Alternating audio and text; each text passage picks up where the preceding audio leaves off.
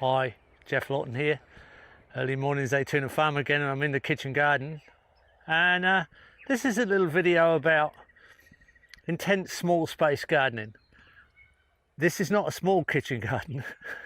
This is a large kitchen garden, but it's got a lot of small space design that I'm going to run you through so you can see how much production you can get out of a small area, how intense it can be, how easy it can be, how diverse it can be, and how you can hold the fertility together so it just gets better all the time. Let's have a look.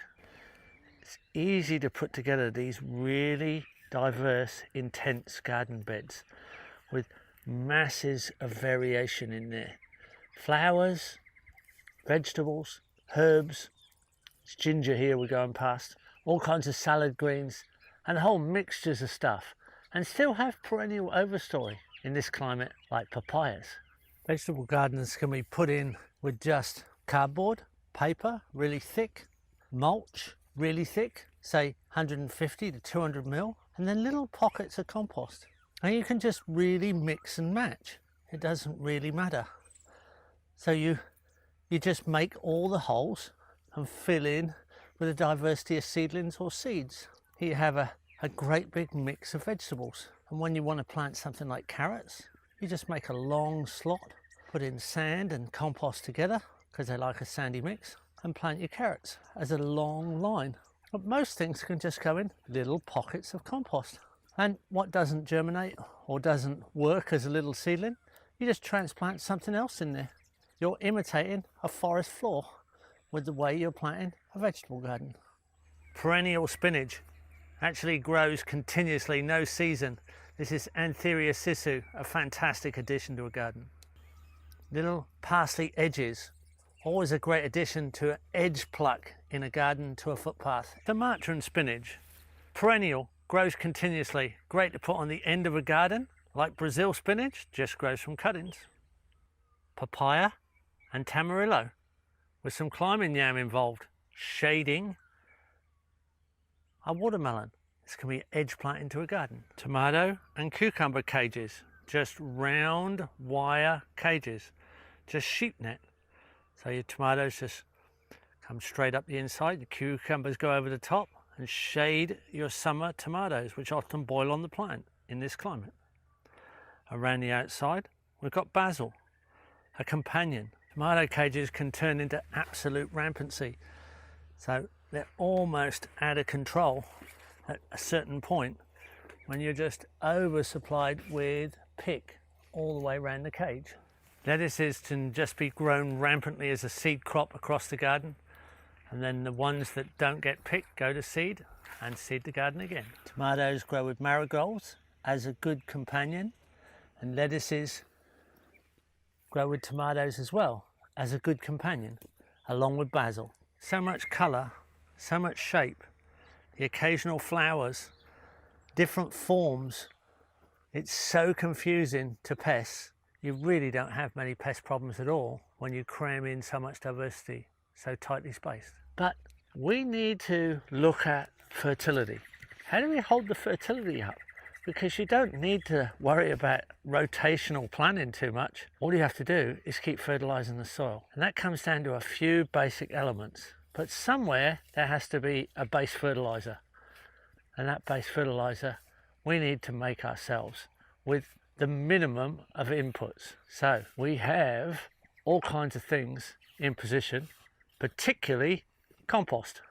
Now here we have a large number of compost being made because we have a large garden and a lot of people to feed, and we're training people to do this. Right at this end we have finished compost, and I'm just going to unwrap one here underneath me. There we go. That's pretty much a finished compost. It could go a bit further. It's got a few chunky bits in it, but it's starting to look like soil or forest humus. And we've created that like this, just by turning. And let me run you through the process at this end. I've got to capture this morning, otherwise we'll be finished. And at this end we have some cages. You'd only ever need one cage if you had the room. And this one demonstrates it quite well. Got a set of layers here. So we've got brown material that's shredded or broken down into small sizes. And that's probably what's growing the mushrooms out the side, actually. See the mushrooms. We've got brown material, green material and manure. Brown material, green material, manure. Brown material, green material, manure, all the way to the top. And particularly the brown material is slow to break down, so you need to increase the surface area by chopping it up. And this is a really simple way to make compost if you have the room. Only if you have the room. So you make up a cage like this, you clip it together. We've actually used dog clips here.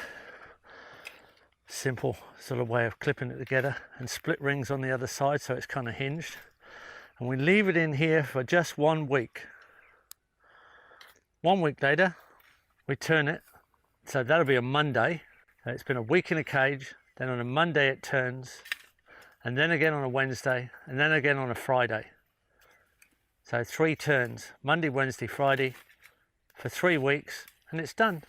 That's what's happened all the way down here, and at the other end you got the result that I showed you at the start.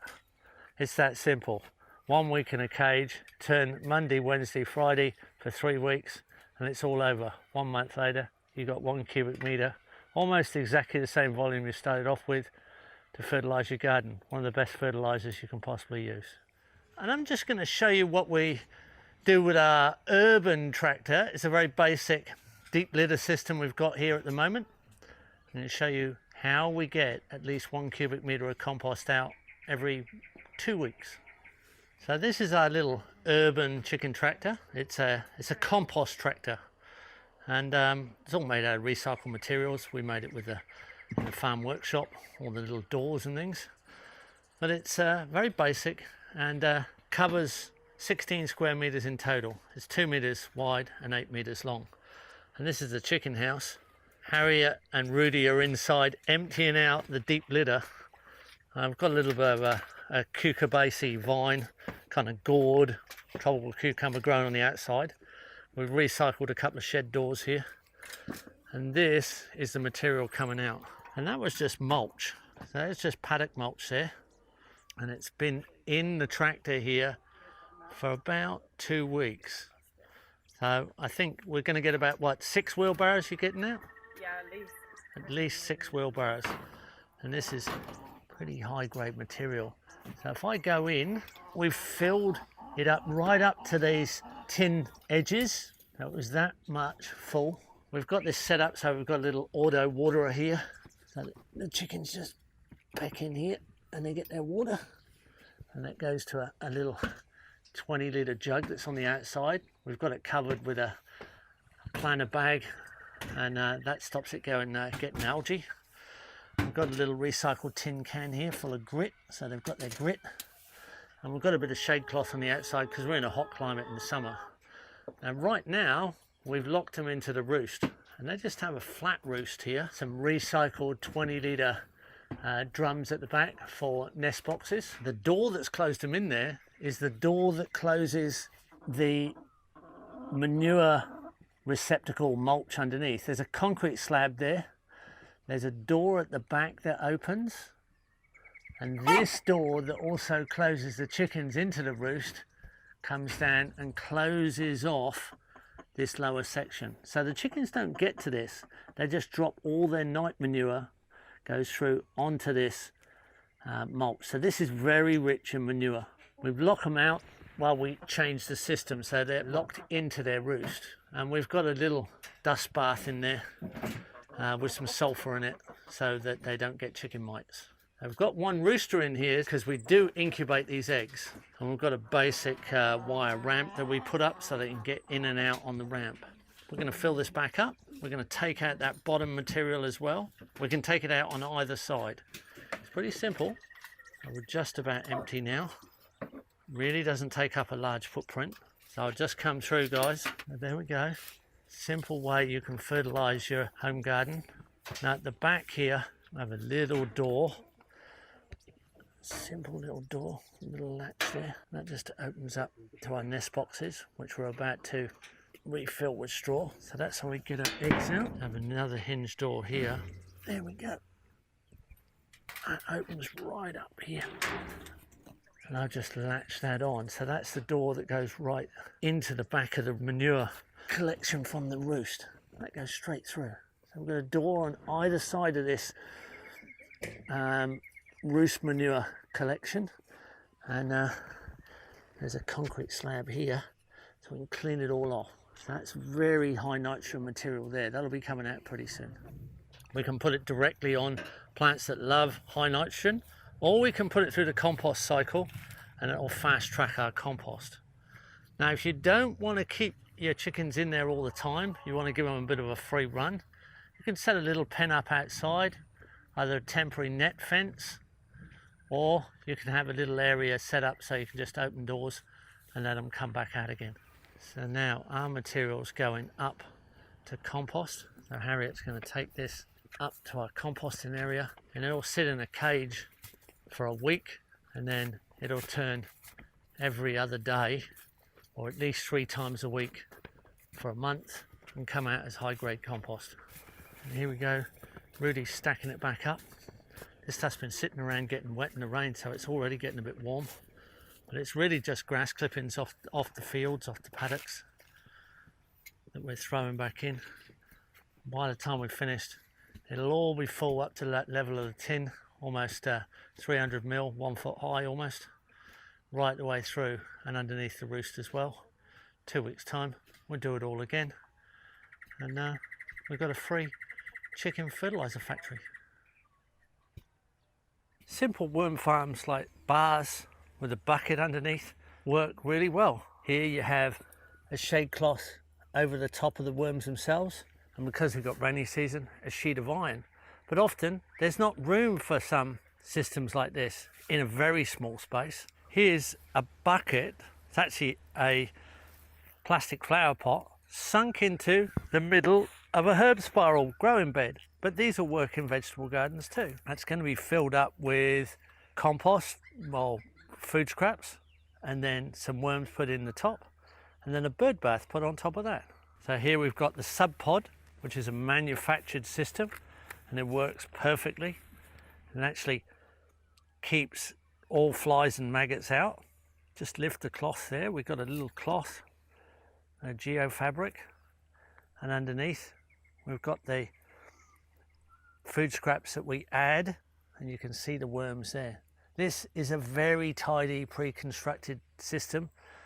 There's no mess, there's no smell, and it interacts with the garden and the garden fertility very well. So you can see around the outside we planted Brahmi, which is reasonably hard to grow in this garden, but here it's grown really easily with the fertility of the sub pod. A great addition.